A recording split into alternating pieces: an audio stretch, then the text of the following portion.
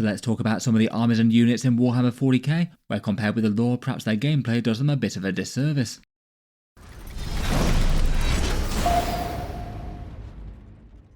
Hello and welcome back to Auspex Tactics, where today I thought it would be fun to talk through a few examples in Warhammer 40k that maybe have a bit of a disconnect between their in-universe lore versus how they do on the tabletop. I feel like Games Workshop often with each edition of Warhammer 40k try and put some new and fun things in to try and make the lore of their universe just that little bit better represented in-game, but it does seem fairly consistent that just about every edition that we've had, some things just really don't reflect the big threats that they are in the lore, and often the other way around potentially, where certain things that you wouldn't really expect to do much if they turned up in a lore setting suddenly turn out to be surprisingly savage. Warhammer 40k lore and power scaling does tend to be a little bit flexible, and maybe not always the most consistent thing to base gameplay off. I feel like there's certain characters and entities out there in Warhammer 40k that you clearly expect to beat another one. For example, I'd certainly expect a Chaos Lord to beat a lowly Gretchen in single combat, and something like a Shard of a God like the Avatar of Cain to be able to cut down your average Space Marine character, even if they do have a bit of a history of taking losing streaks. But in the more middling areas in between that, it feels like it varies quite a lot. Certain factions and armies getting the jump on each other, or feeling like they're outclassed, maybe more to suit the narrative that's being told by one author or one conflict in a codex. And often the faction that the story is being told from will generally have an easier time than most. Codexes do tend to be a lot more full of their armies having great victories, more so than getting routed left, right and centre. Named characters in Warhammer 40k generally tend to test their mettle against each other every so often, sometimes having a clear winner or loser, but they generally have to have god tier plot armour as well, due to Games Workshop not wanting to kill off things that have active models in the current setting. With all that in mind though, I feel like there's definitely examples out there in Warhammer 40k where there's units or armies that just sound kind of overpowered or fairly godly in terms of their ability in the lore that just doesn't really translate into gameplay in any way, and I thought we could talk through a few of them in this one, combining a few of my own thoughts and draft ideas with a bunch of suggestions that people did on a recent channel post, and just talking through a few of the more fun examples. Feel free to leave any of your own suggestions down in the comments as well.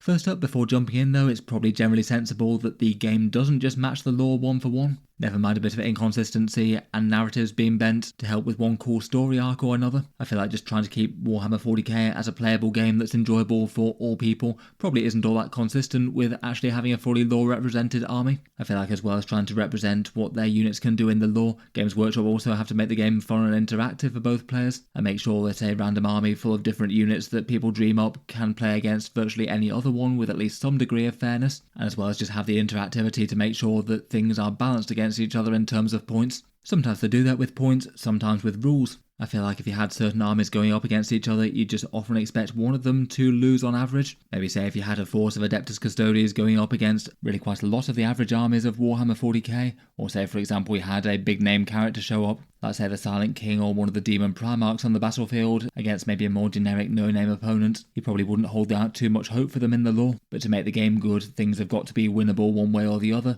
And I guess partly done with points, so if some of those powerful entities are taken to the table, they might not have as much support. It's maybe interesting the idea of points efficiency as well. You can have some of the cheapest and lowliest units in Warhammer 40k feel like some of the most powerful because you don't pay many points for them, and you could potentially have massive threats that have great big profiles, like say some of the Titans that on the one hand are very powerful individually, but on the other aren't actually really very good and feel kind of weak due to how many more points you pay for them than what they're worth. As a dice game as well, it's always kind of funny that the dice gods can turn on certain big scary characters. I guess they have enough odds to stack things in their favour, but it still doesn't stop a Demon Primarch or a great hero of the Imperium just rolling all ones for a turn, missing all their attacks and then dying on the spot to some lowly guardsmen if the dice say no.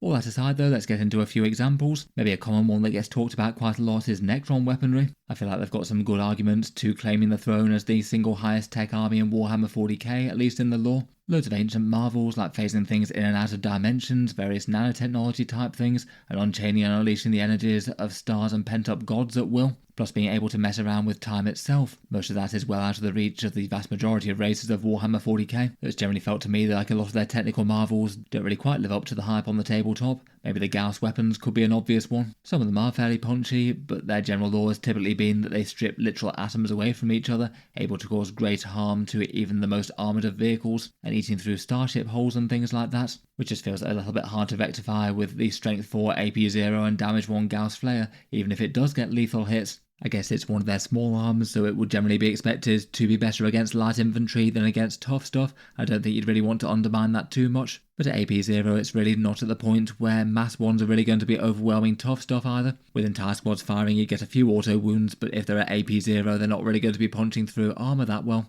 Another one that people suggested on the post were the Catan shards. Some of the more powerful ones able to have basically planetary effects with things like destroying continents, and while they're certainly forces to be reckoned with on the tabletop, they're not exactly of the sort of strength where they're doing unnatural things to entire armies, probably for the best really. And I guess maybe you could argue the ones on the tabletop are more minor ones. It does sound like they can be a whole load nastier in the lore though. And maybe just for one more example of crazy Necron technology is the Tachyon arrow, a sliver of metal that launches itself from a one-shot weapon into a beam of unimaginable ferocity, near unlimited range, and the power to spear and sometimes even one-shot kill things like titans. In-game it's certainly punchy with a single shot at strength 16, AP 5 and damage d6 plus 2. But due to the way that Warhammer 40k vehicle damage rules work, it means that a Tachyon arrow that could potentially be a Titan killer if it finds its mark is basically 100% incapable of even downing something like an Orc Truck or a Space Marine Rhino. Again, probably not really the sort of uninteractivity that you'd really want on the tabletop, and if it really could one-shot battle tanks and seriously big threats, it would probably have to cost a ridiculous amount of points. But I feel like those are just a few examples of the wild things that Necrons can do.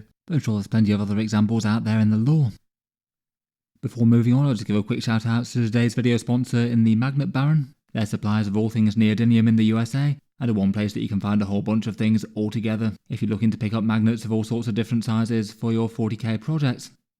I certainly make good use of magnets in my hobby myself. Probably some of the two most successful things that I've used magnets for would be Lehman Russes and Imperial Knights. It's pretty fun to be able to swap out weapons between different editions and just to mix things up game to game, and I do sort of like the action figure style articulation that it gives the Knight kits. With magnetising for 40k in mind, they've got a whole bunch of tailor-made kits ready to go for various different models with the magnets of the exact right size that you need. They have a particularly fancy one for the Imperial Knights, where you don't need to do any drilling as it comes with a whole bunch of 3D printed components, which I thought was rather fun. Lots of other stuff though, which I'll run through briefly at the end of the video. They've got things like flight stands as well, again something I've used plenty of magnets for myself in the past. In any case, there'll be links down in the video description if you'd like to check them out, and thanks for sponsoring this video.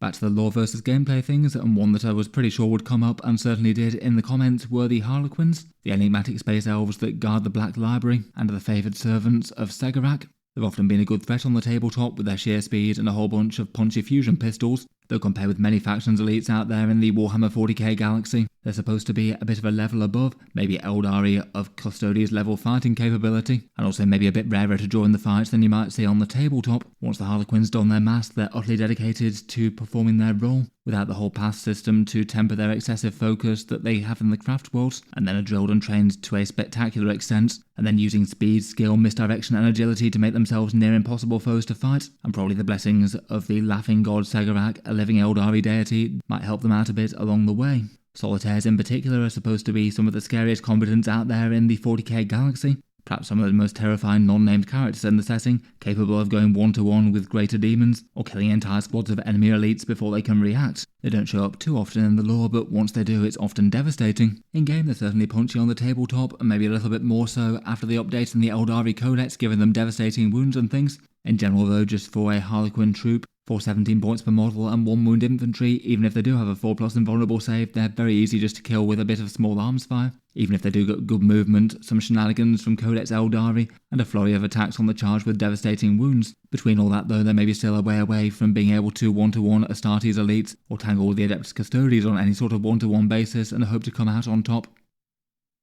Maybe another slightly more obvious example, where practical on the tabletop gameplay might not match the power fantasy, are Space Marines. As staples of the Warhammer 40k setting, Astartes are generally just seen as wading through absolute hordes of lesser units, things like cultists or termagants or enemy swarm style units, and for certain non-Space Marine foes they might be able to take down a fair amount of their elites without too serious casualties. Perhaps the average Space Marine in lore sort of settings when they're focused on might be a bit more capable of finding various ways to manage tougher stuff out there in the setting as well. Finding countermeasures like crack grenades and things to be able to break into tanks. Perhaps that recent secret level animation being a good example there. It does perhaps feel like one that's always been a little bit hard to get exactly right on the tabletop. You want the standard Space Marine with a bolter to feel like a real force to be reckoned with, but on the other hand a lot of the things that they're tangling with out there in the 41st millennium are maybe that sort of threat or higher. It does seem to be something that people come back to and fixate on a bit over the years though, with the idea of movie Marines, who I feel like if they fought as they did in maybe things like Astartes or Secret Level, they might have stat lines more akin to current Custodes, maybe more so than 2 wounds and Toughness 4 with their 3+ save that they have at the moment, a stat line that's just really not all that hard to take out either with small arms fire or all of the damage 2 weapons that you get out there in Warhammer 40k. In terms of Space Marines versus Horde style troops like Guardsmen and Cultists and things, they certainly do feel superior, and I feel like they do a fair bit more now that they have 2 wounds and perhaps more attacks than they used to as well, but certainly aren't wading through hordes of them quite as easily as that, often only having a points cost that's maybe around about 3 times more than a Horde infantry style model, even if certain Space Marine variants are quite good at putting them down, things like Intercessors with their double shoot rule or Assault Intercessors.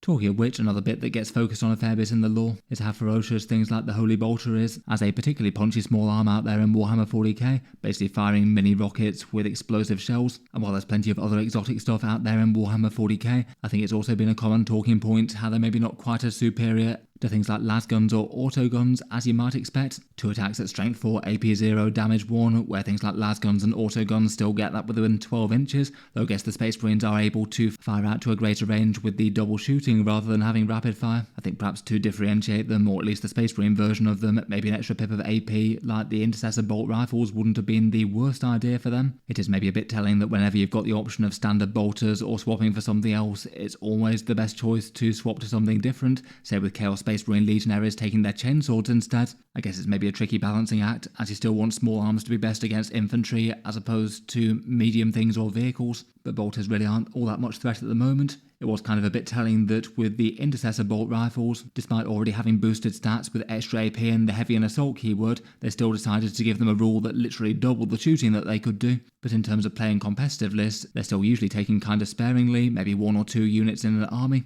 as despite being absolutely excellent at shredding hordes now as well as their sticky objectives rule, just being able to destroy light infantry isn't the most important thing in Warhammer 40k, and I feel like that maybe shows just how scary bolters would really need to get for people to really want to field them en masse and them to become any sort of problem. Feels like they definitely have a bit of room to improve them a bit. For another couple of more specific and focused examples, perhaps certain really big guns don't really hit with quite the thunder that you'd expect them to. Maybe one of the best examples I think could be the Guard Death Strike missile, what basically feels like a tractor-mounted ICBM fired at the other corner of the battlefield. Supposed to be really quite a serious threat to most enemy super heavies out there, but if it hits any one target at the moment, you're probably only going to take something like 5 wounds or so. Though I guess at least it does have the opportunity to hit multiple different targets, which a bunch of super heavy weapons on Titans and things just don't have the chance to with the removal of big blast templates in Warhammer 40k. I guess it can be a bit weird having truly massive weapons not really being all that threat against things like, say, multiple small tanks next to each other, as you can only deal damage to them one at a time, with no mechanic for, say, Warlord Titan volcano cannons to be able to blast apart 2 rhinos in a single volley, for example. For another specific example, maybe Death Guard Plague Marines are worth bringing up. I think Death Guard players have often been a bit grumpy about the treatment of them, ever since they had the loss of Disgustingly Resilient, originally a 5+ feel no pain, then a -1 damage, both of which at least gave them a little bit more durability. Now in 10th edition though they only have the +1 toughness, it definitely doesn't hurt going from Toughness 4 to Toughness 5 and gives them a bit more resilience against things like, say, standard bolt shots, or maybe heavy bolters, but still the vast majority of things that are good against standard Space Marines are just equally good against them. It just seems to run a bit counter to the lore really. Perhaps the most notable thing about them is that they're just incredibly tough and hard to take down with the rotten contagions of Nurgle, but instead they're a weirdly big damage dealer squad, often operating out of rhinos for big hitting strikes on the core of the enemy, and getting a whole bunch of punchy heavy plague weapons and special weapons. I do wonder if they might change any of that in the upcoming Death Guard Codex. I feel like you could even just go as simple as just give all the Death Guard things 1 extra wound. 3 wound Plague Marines would be pretty chunky, and obviously increase points costs if it were needed to make sure that they're balanced versus all the rest of the things in Warhammer 40k.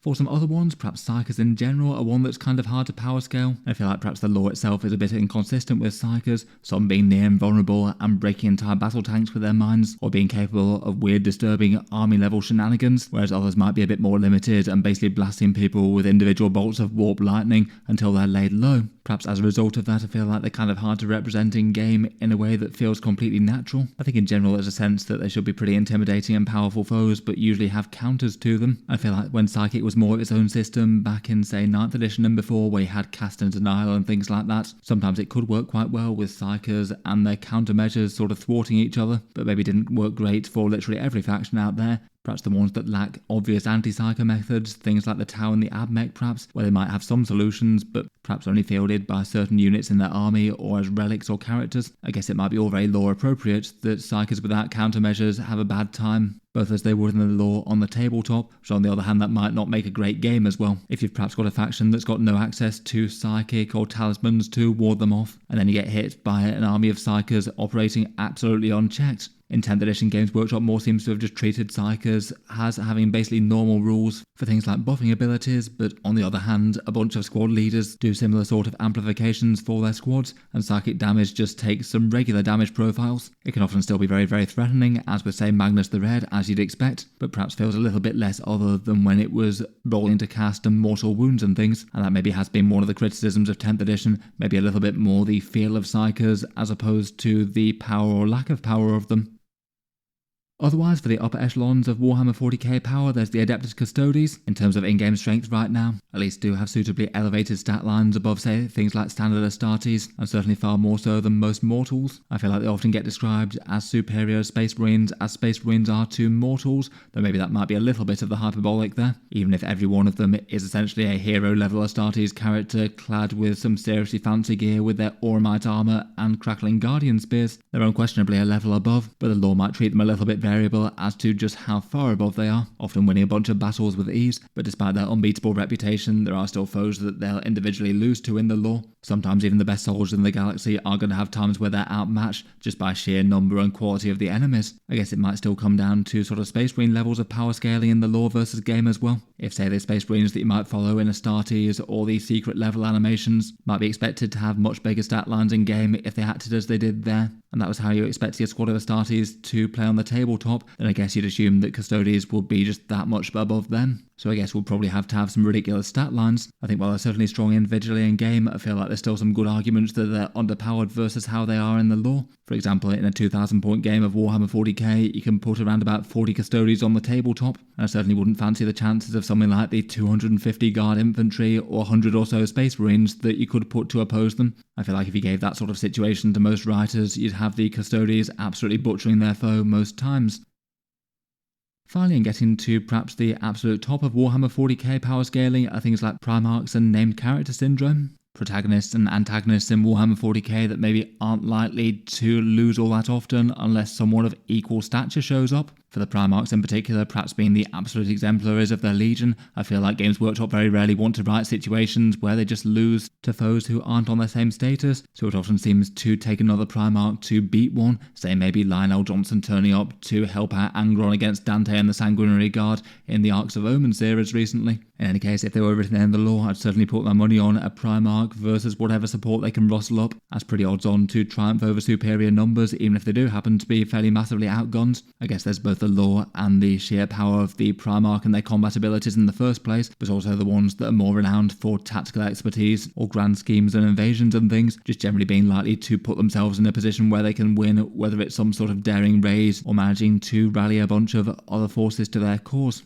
I guess for exploring what they do in the lore, there's only so many opportunities they have to show us what they can do, and if you had any of them being beaten by foes that might be considered to be lesser than them, then it might undermine their reputation for just how strong they are. As a result, perhaps in any random game of Warhammer 40k, you can just literally put models of the demigods of Warhammer 40k on the tabletop, and then potentially have, say, Guilliman or the Lion gunned down by some big tanks in short order. I guess that'd be quite a major victory for their opponents if they did manage to lay a Primarch low. Obviously they have to be beatable on the tabletop though to just give some sort of fair fight. Plus armour definitely goes a bit beyond the Primarchs themselves though. Any sort of named character who shows up to the fight is probably going to have an outsized influence on events, particularly the characters with miniatures that are kind of unlikely to ever truly die outside of specific lore events, like say the big shake-up with the fall of Cadia. Unless Games Workshop have an eventual aim to retire a miniature or something, they're generally likely to make a contribution and then fade away or get injured or something if they do happen to come off second best in a fight. I guess the same isn't true for things like the Demon Primarchs that can be banished to the warp and then just come back over and over again, or other ones that can be returned to the fight, such as Lucius the Eternal or Saint Celestine for the Sisters.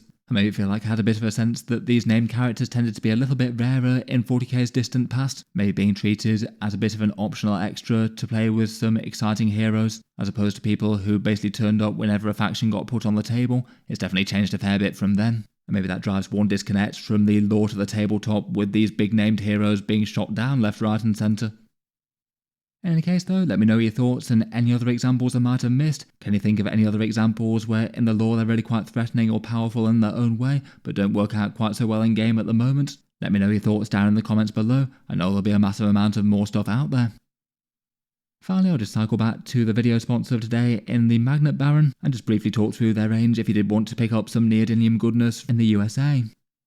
For a few examples of their popular things, they've got a magnetising starter bundle, a pin-biased selection of drills, magnet applicators that resist superglue, and some superglue to get you going, or a selection of magnets, maybe not the worst idea for a one-stop shop to jump into this area of the hobby. They've just got general magnets of all different shapes and sizes that should have the right ones for your hobby needs, and those magnet applicator tools are one of their most popular purchases just on an individual basis to put the magnets where they need to go and not onto your fingers. As mentioned, they've got a massive amount of different kits aimed at Warhammer 40k, individual ones tailored to a whole bunch of models. Their Questoris Night one is fairly impressive with all 3D printed bits and a full set of instructions going through stage by stage of how to use them. And they've got plenty of other ones for various other kits for 40k. Otherwise they've got some flush fit magnets that can fit under bases nice and neatly with 2.2mm, which are the same height as most Citadel bases. And as mentioned, their flight stands are rather good as well. They're certainly one that I've used magnets for a whole bunch myself, just due to the risk of the Games Workshop ones snapping. In any case, thanks to them for sponsoring this one. They'll be linked down in the video description if you want to check them out. In any case though, feel free to subscribe to Auspex Tactics if you've enjoyed the video and you'd like to see more like this. I'll certainly keep the regular 40k videos coming with new ones out just about every day. Feel free to check out the channel's Patreon page or the discount Warhammer links in the video description if you'd like to help support the channel. A big thank you to anyone doing those. But in any case, an absolutely massive thank you for listening, and I'll hope to see you guys next time.